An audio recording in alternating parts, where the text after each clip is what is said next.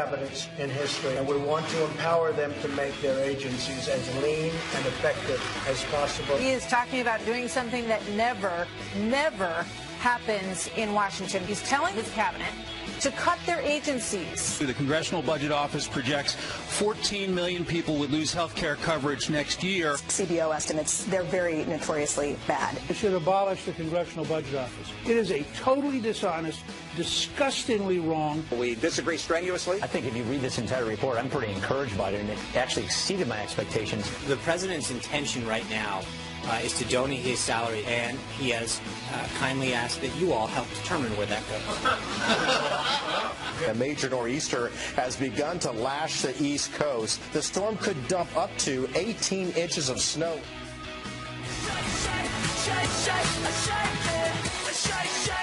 Okay, that right there is 6th Avenue. If you go over to the right of the screen, the next block over that runs parallel is 5th Avenue. That's where Trump Tower is. I'm driving down 5th Avenue today, and did 3 spin-outs in the middle of Trump Tower. That's not true. You don't have a car. The car that I was in. You're a taxi driver. Yes. You haven't driven since 1981. Taxi cab driver. I told the guy, I said, sir, this is a sedan.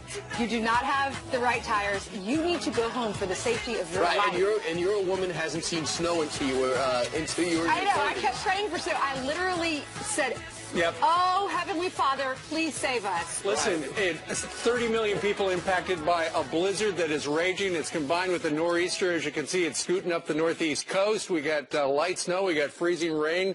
We could have a foot or two before it's all done by later tonight. I read that 1 in 5 Americans is somehow affected by the snow. Absolutely. 1 in 5. Wow. Here in New York City, they have declared a state of emergency because it's just kind of a mess. So a lot of people are going to watch TV all day long, put down the remote. You got your channel right there. Several states have declared a state of emergency, and a lot of people are out of school, but Washington, D.C., they're going to make the decision this morning. Have you heard what they decided? We'll have to find out. I've not heard. I'm not sure if they've I would say they should close the school because they're terrible at snow. Washington is terrible at snow. They are absolutely. Are they? Historically, yeah. I mean, no one has shovels. You get a half an inch of snow, and they will declare a state of emergency. So stand by as soon as we know whether or not Washington, D.C. is going to go to work. Usually, in a situation like that, they say, okay, non-essential employees, you don't have to show up. How demoralizing is that when you realize, I'm not essential? Yeah. How about this? Great! I don't have to go to work.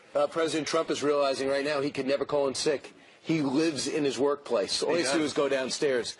So he does not take a sick day today. Meanwhile, the White House firing back at the budget report that came out yesterday, estimating that millions of people will lose health care coverage under the GOP plan. But the report also shows the Obamacare replacement would reduce the federal deficit by more than $300 billion. What do we believe? So there's some good news, there's some bad news, right, Ed Henry? Exactly. That last part is something about reducing the deficit that could win over some wavering conservatives to the president's side. But there's no question this CBO report was a blow to the president's efforts in the short term because it suggests that a whole bunch of people are going to be knocked off their insurance, something we knew even before the report. And so what the president is doing is perhaps what he does best, which is fighting back and fighting hard.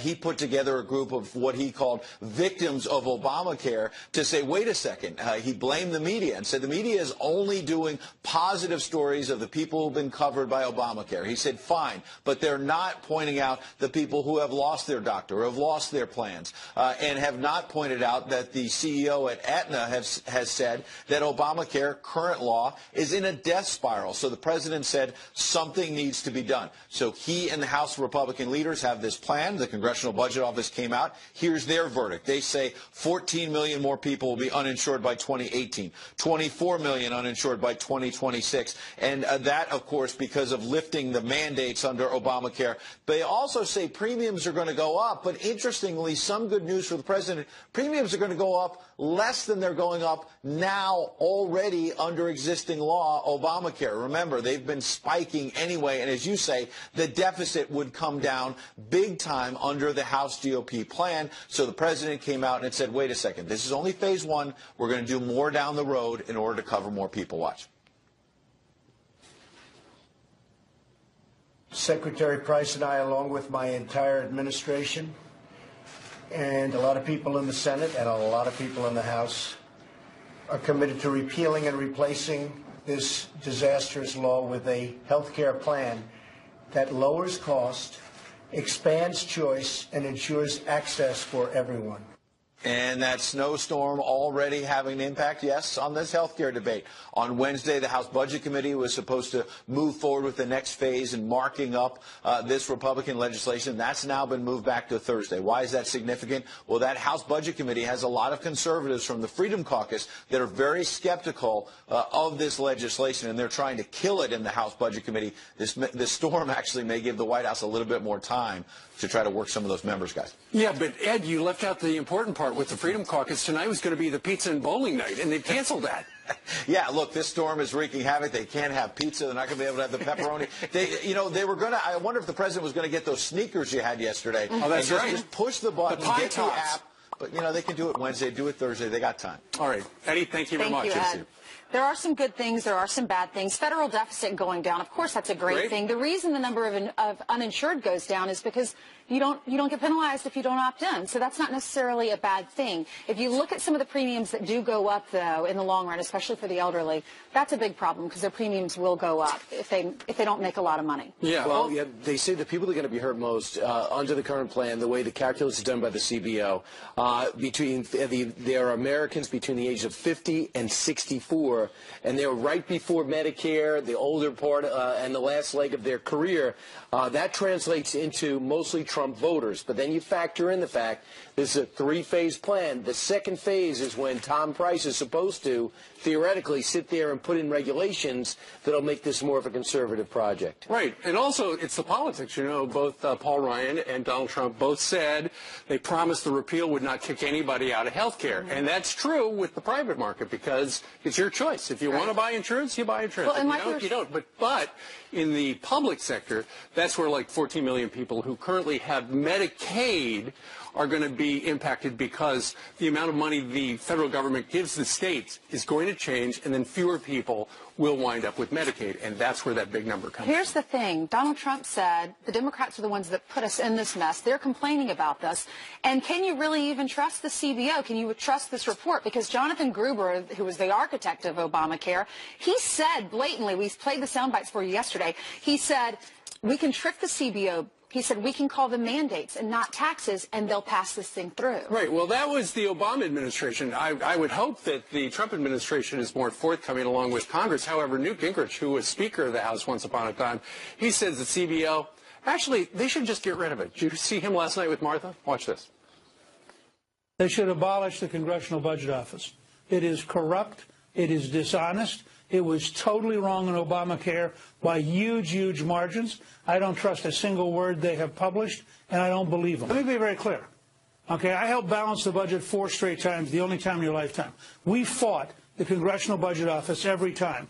When Obamacare came out, they used the architect of Obamacare as their advisor on how to score Obamacare, and their scoring, you go back and look at it, it is a totally dishonest, disgustingly wrong, and it is that whole thing should be abolished. They should replace it by putting out to bid and having 3 to 5 professional firms score these things. Nobody has an exact score. Dr. Tom Price, the Secretary of Health and Human Services, pointed out there are whole sections of this bill they didn't score. So I really do think it's disgusting, and I'm really disappointed that the Republicans have not abolished the Congressional Budget Office because it is so profoundly dishonest. The guy in charge, though, was approved by Tom Price and his committee and was appointed during the years when Bush was in office. So maybe it's just hard to in 2014, they came out and said, we are going to stop looking at Obamacare. It is now impossible by the numbers that are coming out to score it. So they said, we throw up our hands. That was in 2014. That was a story in the Hill. Right, and back in the day, the CBO estimated 23 million Americans would have health care through the Affordable Care Act by 2017 right now. 23 million. You know how many there are? 9.3. Wow. So they were way off. So we have the director of the Office of Management and Budget, yep, Mick Mulvaney, the founder of the Freedom Caucus. He's going to be joining us in a little while to reflect on what the CBO does, what they liked about the plan, what they didn't like about the review. He'll be on with us shortly. Yeah, they want to make a lot of changes. We'll talk to him about what those changes are. We've all read through the CBO report, and we have some questions for him, too. But in the meantime, let's hand it over to Heather Childers, who has more headlines for us this morning. Good morning. Good morning. And we're going to talk a little bit more about about the weather situation outside, which is getting worse by the minute. This extreme weather, a live look outside of our studios where a monster blizzard is bearing down. 50 million Americans bracing for up to 2 feet of snow, 50-mile-an-hour winds, and devastating coastal flooding. Air travel already crippled with nearly 6,000 flights canceled or delayed. People also told to stay off the roads, and this is why. In Chicago, snow and ice leading to this 30-car pileup already. Meteorologist Adam Klotz has the very latest on the storm in just a few minutes, so stay tuned. Well, the dramatic moment that police use a fire hose to blast a man right out of a van caught on camera. Police near Los Angeles say that he locked himself inside a van with gasoline and lighter fluid during a traffic stop. Fearing worst, officers sneak around the back and then turn on the powerful water. But police then forced to open fire after the suspect pulls out a knife.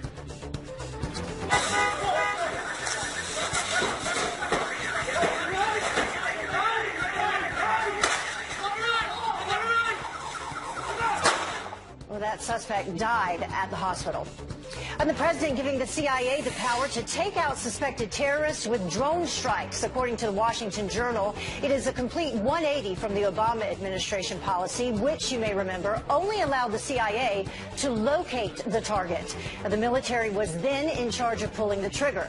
The CIA first using its new authority late last month in a strike on a senior al-Qaeda leader in Syria.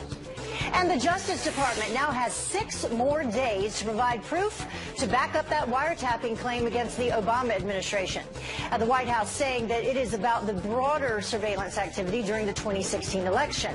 The House Intel Committee may subpoena the agency if it fails to comply by the new deadline. So we'll see if that happens.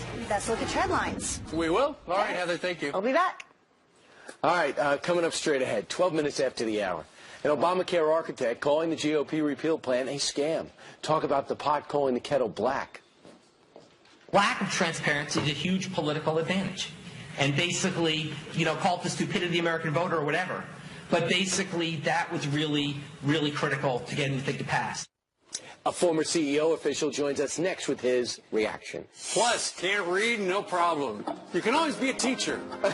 Not kidding. Literacy tests for teachers now becoming a thing of the past. About time. Too much pressure on knowing how to read and write and do math. Yes, but you wanna say no, what do you mean?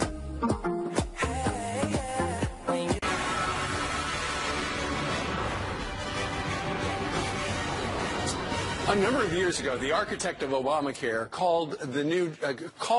has actually called the new GOP repeal plan a scam. But get this, that same architect once admitted he scammed the CBO in order to pass Obamacare. Watch this. This bill was written in a tortured way to make sure CBO did not score the mandate as taxes.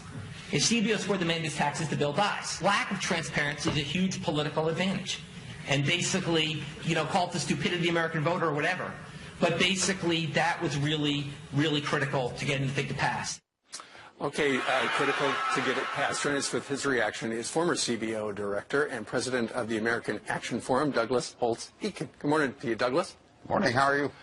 Doing okay. I was shocked when I first heard Jonathan Gruber say that. Essentially, they pulled the wool over everybody's eyes to get the thing passed. I mean, if you think back to that time, then President Obama had run opposing the mandate and promising not to tax the middle class. Now they were doing one or the other. I mean, there was no way around it. So they had to be pretty non-transparent to get it through. No question about it. Okay, so they were not transparent. However, you say with this new Republican plan regarding health care, they are being transparent, right? This is 120 pages. Anyone can read it. There's no real attempt to deceive here. What the Republicans have said is, we can rely on Americans to make good decisions about their health care, and we can be honest about what we're asking them to do. And that's what the bill is. Sure. All right, so you look at it, and there are 2 headlines. One, if you're a budget hawk, you love the fact that over 10 years you're going to save something like $335 billion. That's good. That's the lead. I mean, and I think this has been misunderstood. CBO's job is to advise Congress on budgetary matters. And this is a, quote, reconciliation bill, special procedures. And to qualify, it has to save $2 billion. It saved $335 billion more than it needed to. That's the headline. That is the headline for you, but for the mainstream media, the headline is 14 million Americans are going to lose health care. Next year, it could grow to 20-some million in a couple of years. And the reason they, quote, lose their coverage is they decide not to take it up. The premiums are the same, the subsidies are the same, but the mandate's gone. And so now you stop making it illegal to be uninsured, and people choose not to buy health insurance. And you have to decide for yourself, since they decided not to do it, are they worse off? Great point. Because back in the day when people started to realize they were going to be forced by the federal government to buy insurance that they might not want, they hated that. Well, now they're going to get the chance to do whatever they want, right? I think that's a major takeaway of the CBO score. I think the other thing that's gotten lost in this is the CBO says that, you know, if you do everything that's in the bill, premiums go down by 10% compared to the Affordable Care Act. The number one complaint about the Affordable Care Act has been skyrocketing premiums. So this works. And, you know, it was a bill that would promise to control health care costs, and it does that. Right. Let me ask you this, the way Congress works. Donald Trump yesterday was talking about, look, this is just the beginning, essentially. I'm paraphrasing. There's going to be a lot of negotiations. Is there wiggle room? Can they move this around and change it substantially? Mechanically, they have lots of opportunities. It'll go to the Budget Committee in the House this week. They can amend, change, modify it. It'll go to the floor of the House. Again, it can be open for amendments. It'll then have to go over to the Senate. So there are a lot of chances to modify this. I think the key question is, what are you trying to accomplish? Are you trying to get into a bidding war where you say it's illegal to be uninsured and we're going to spend taxpayer money to make sure everyone gets their coverage? Or are you going to have a bill where people can decide what they want to do and we're going to give them a lot of options? That's it. Okay. Well, we wanted the score, and now we got it. Douglas, thank you very much for joining us today from a snowy Washington, D.C. Thank you, sir. All right. Meanwhile, down in D.C., Sean Spicer ambushed at the Apple Store by a raging liberal, and apparently he's not alone. Todd Starnes said the same thing happened to him in the produce aisle.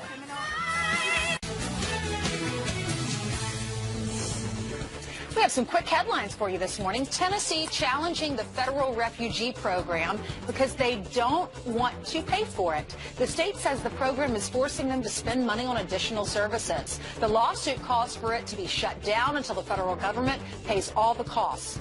And more than $1 million of your tax dollars used to clean up this disgusting mess that was left behind by Dakota Pipeline protesters. The Army Corps of Engineers hauling away 835 dumpsters worth of trash and debris. All right, you can protest, but please don't litter. All right, now let me tell you this story. Press Secretary Sean Spicer ambushed at the Apple Store, of all places. You know you work for a fascist, right? You work for a fascist. How do you feel about that? How do you feel about destroying our country, Sean? But apparently Sean Spicer not alone. Fox radio host and author of The Deplorables Guide to Making America Great Again, Todd Starnes, said the same thing happened to you. You weren't at the Apple Store. You were actually over in the Apple aisle at the produce department. The produce section. You know, guys, I live among the indigenous liberal people of Brooklyn, and so it's not really surprising this happened. But I think it really exposes a well-known secret in the world of liberalism, and that's that many of these feminists are lacking in the social graces. So what happened? You were at the grocery store and somebody said, hey, you're the guy from Fox Radio? Yeah, that's right. She apparently had seen me doing a lot of the Fox and Friends hits and read the column at foxnews.com, and she confronts me right there in the produce section and starts hollering at me of being, how could you work at Fox News, and so on and so forth. So wait a minute, she recognized you from watching Fox News? She's watching right now. You want to say hi? How you doing there? So what was your response? Well, look, my mama raised me right as a good Southerner. You didn't kick her and run away? Well, no, Ainsley, because, look, by nature, you want to tell her where to go plant her the kumquats, but you don't do that. Is that the lady who approached you? That's not the lady. All right. That's not the lady. lady. Maybe that is the woman that woman ambushed Sean Spicer. Sure did. And she's an interesting character. Let's learn a little bit about her. She is a woman. Thanks for that update. She closes her eyes in pictures. We'll continue to stall until you can pull up the email. You know what? I don't have it. So anyway, your point is about you know, your book is about deplorables. Yes. But this topic where the liberals are the polar opposite of the deplorables, aren't they? Well, absolutely. And look, she was talking about the sheer audacity of Sean Spicer actually being nice and pleasant to her as she's, you know, reaming the poor guy out there in the Apple store. You know, the sheer audacity is this feminist going bonkers there in public. And I write about this in the Deplorables Guide. People are really fed up with this kind of nonsense where the left, they don't tolerate dissent. They want to shut you down. They want to embarrass you. And this is exactly what happened to Sean Spicer. They're hoping to catch you on a bad day, right? When you've had a lot of things go wrong so that you blow up at them. Absolutely. Todd does not have days like that. I don't know what you're referring to. Who, me? I'm talking about maybe Sean Spicer. Sean Spicer took the high road. Yeah. You know, he We did. all And have he really bad should be days. commended for that. I think it says a lot about his character that he didn't lash out at this lady because, look, who knew there was something worse than Hillary Clinton's cackling? Sweet Lord Almighty, this woman just would not stop. Unbelievable. She was asking him a lot of questions. Very What's it like to inquisitive. work for a fascist, stuff like that. Very inquisitive. All right. All right. So are you going to start buying your food online now, and somebody will just bring it to your house? Yeah, Peapod will deliver. But not today. I tried. They're backed up for about 5 days because of the snow. A little snowy out there. That's because everybody was at the store yesterday. All right. Todd, thank you very much. Thank you, Todd. Thanks, Good to All see right. you. Meanwhile, first it was Brexit, then President Trump was elected, and now a brand new political bombshell that will have liberals in an uproar. Daniel Hannan, a member of the European Parliament, is joining us next. Good morning to you, sir. He started the whole Brexit movement, and Kid Rock is locked and loaded.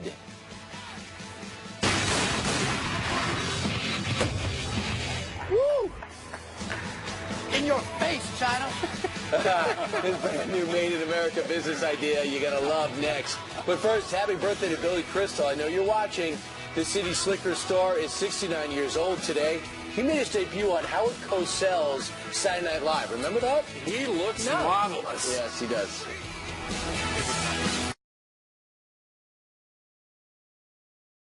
That's what we think of made sound.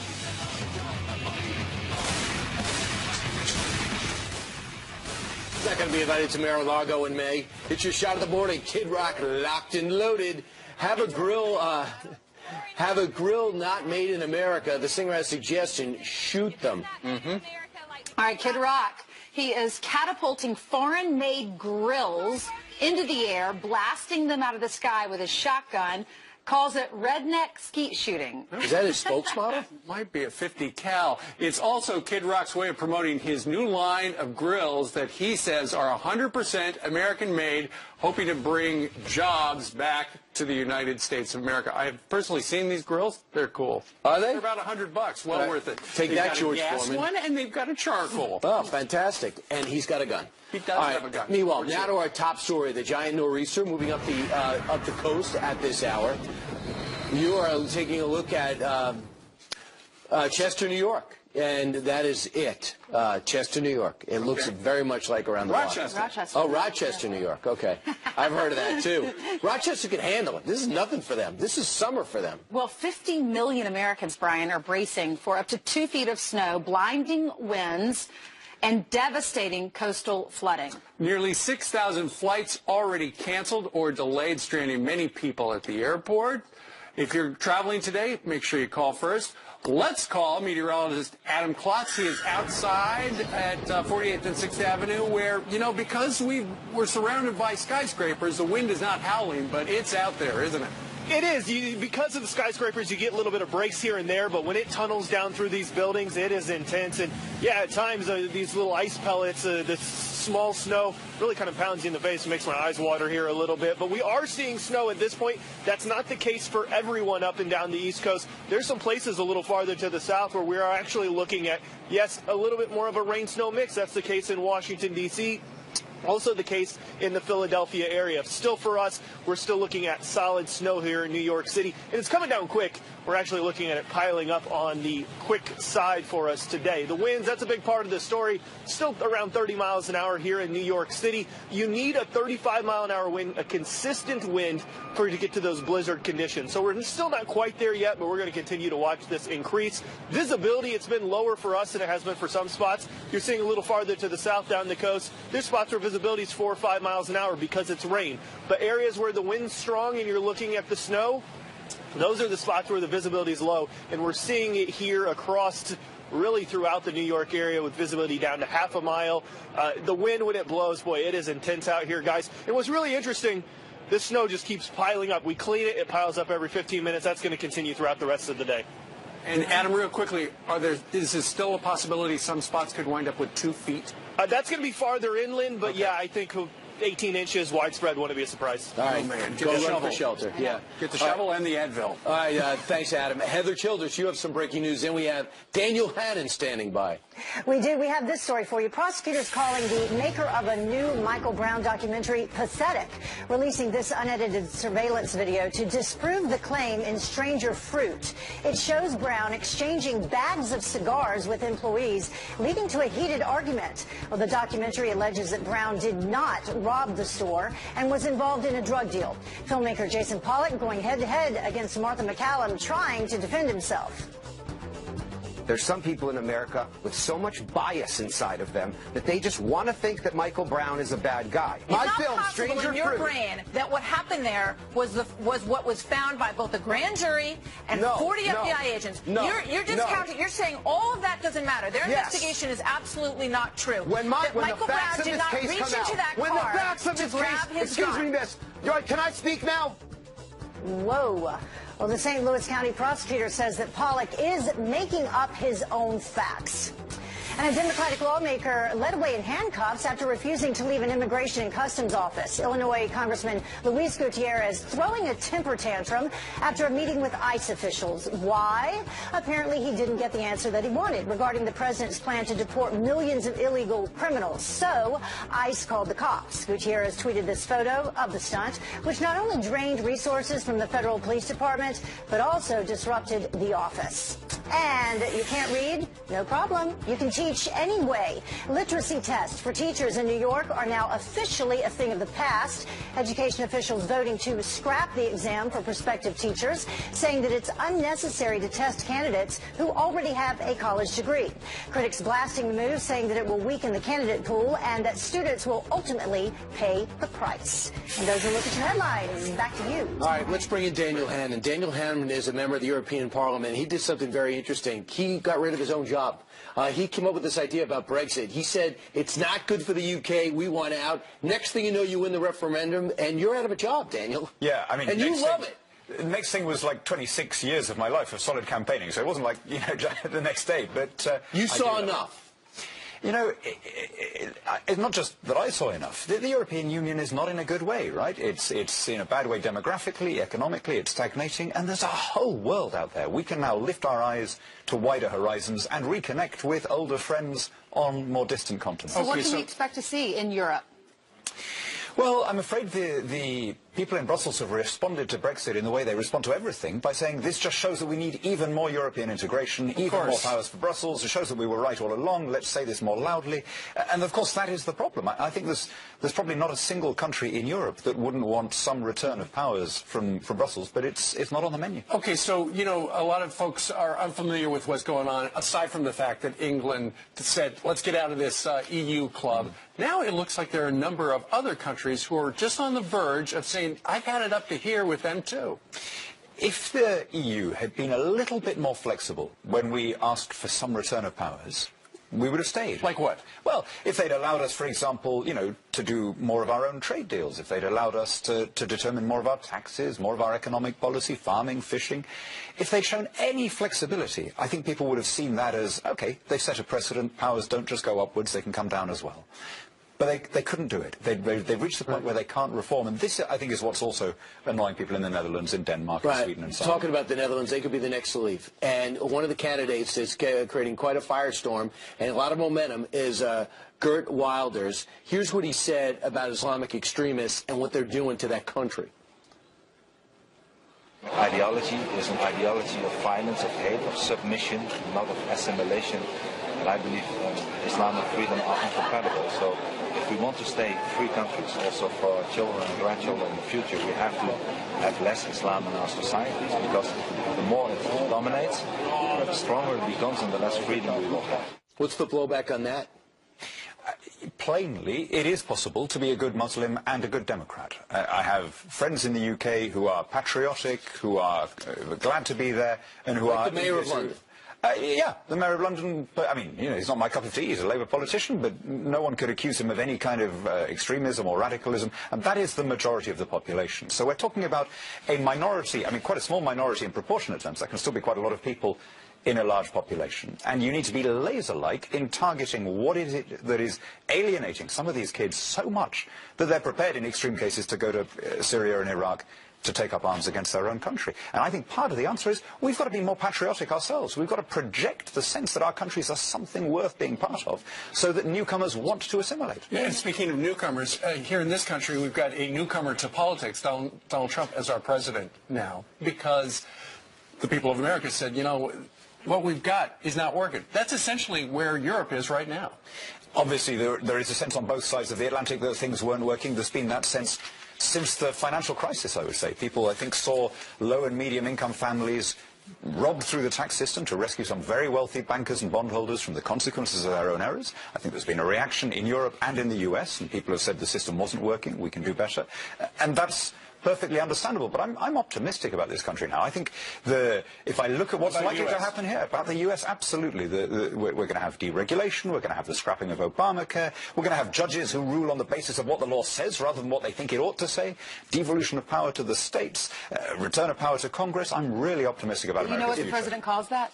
Draining the swamp. Yeah, you know, you could also call it sticking to the Constitution. Right, and Leslie, real quick, one of the ramifications is that Scotland goes, I want to be part of the UN. They're going to have a referendum in 2 years, within 2 years, to leave, to be part of the EU, rather, to leave Britain and the United Kingdom.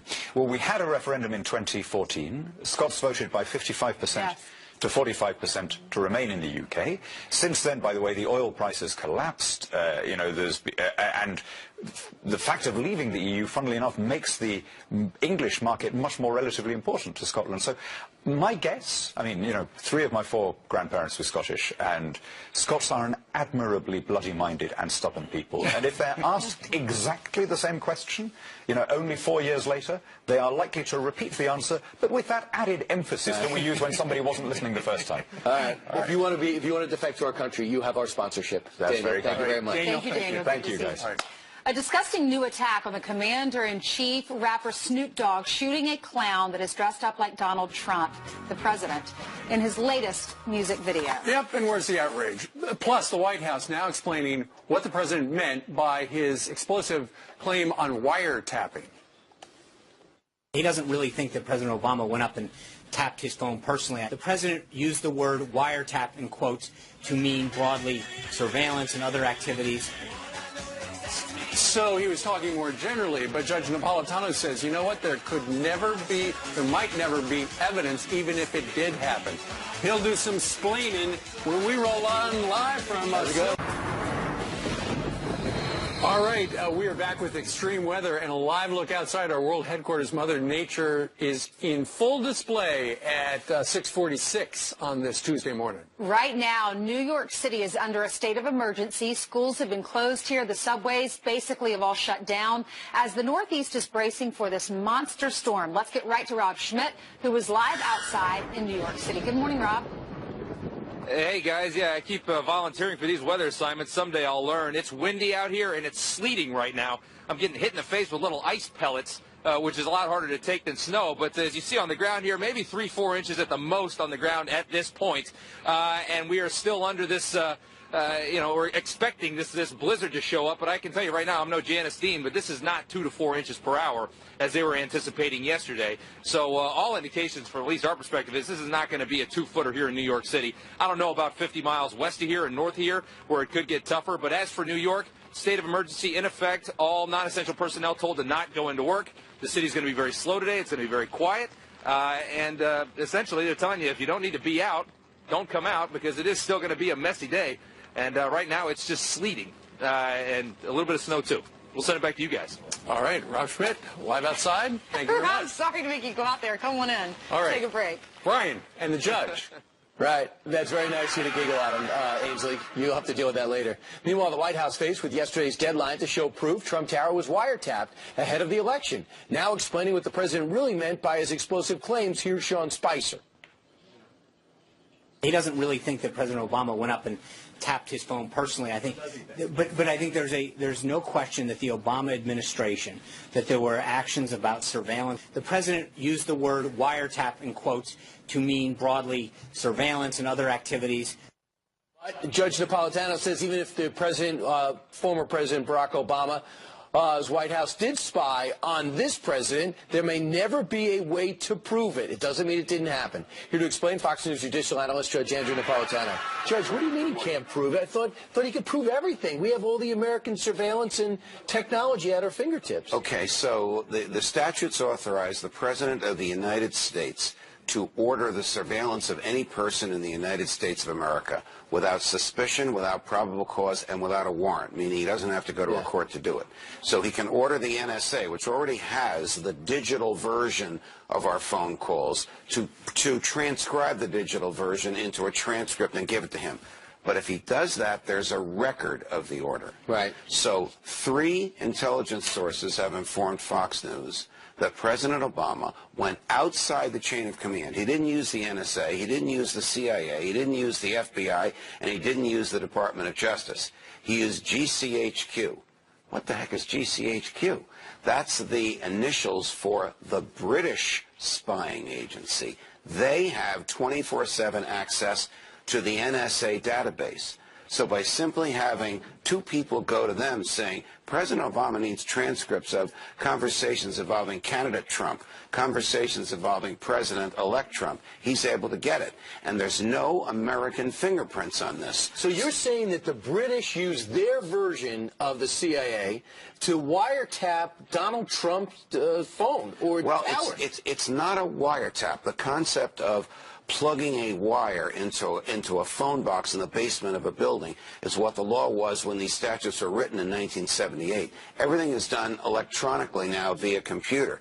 The NSA has 24/7, 365 access to every mainframe computer of every telecom and every computer service provider that does business in the United States. And they share that with various intelligence agencies, including the Brits. So the British intelligence agency had this. What happened to the guy who ordered this? Resigned. Incredible. 3 days after Donald Trump was inaugurated. So Trump might be right, except for the fact who did it. Unbelievable. That according to your sources. Judge, great job. All the best, Brian. All right, straight ahead. Rapper Snoop Dogg unleashing a disgusting new attack on President Trump. Carly Shimkus with the details as she finds out what's trending here. She'll lead with that story. She promises to have more. She always lives up to her promise. I'm out of time. I'm out of stuff to say, too. And copy. All right, let's talk trends. Snoop Dogg's new music video, Under Fire, as it shows the rapper pulling out a gun to shoot a clown version of our president.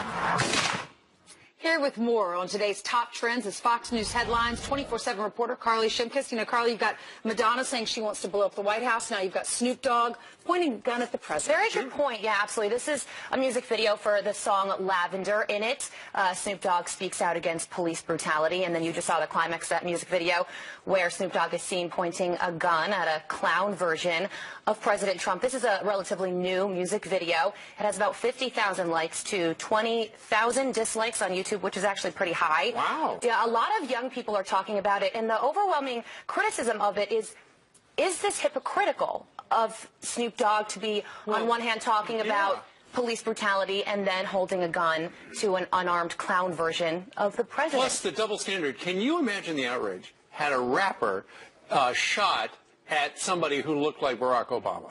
That's the big question right there, and that would never happen, nor should it have. And a lot of people are talking about this online right now. Let's get to some reaction. Paul tweets, Snoop Dogg, 2013, gun violence is bad, stop shooting each other. Snoop Dogg, 2017, shooting cops, and Trump is cool. That speaks to the, hypocritical nature that we were talking about earlier. Another tweet from Kate. She says, Snoop Dogg is irrelevant now. He has to do anything for sales. Well, I don't really know about that.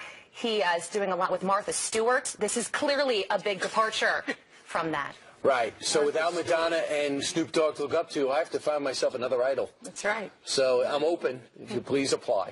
Well, thanks, Snoop Dogg Carly. is funny with Martha Stewart, but this is despicable. You can't do this. Absolutely. Absolutely right. Carly, thank you very much. Thank you so much.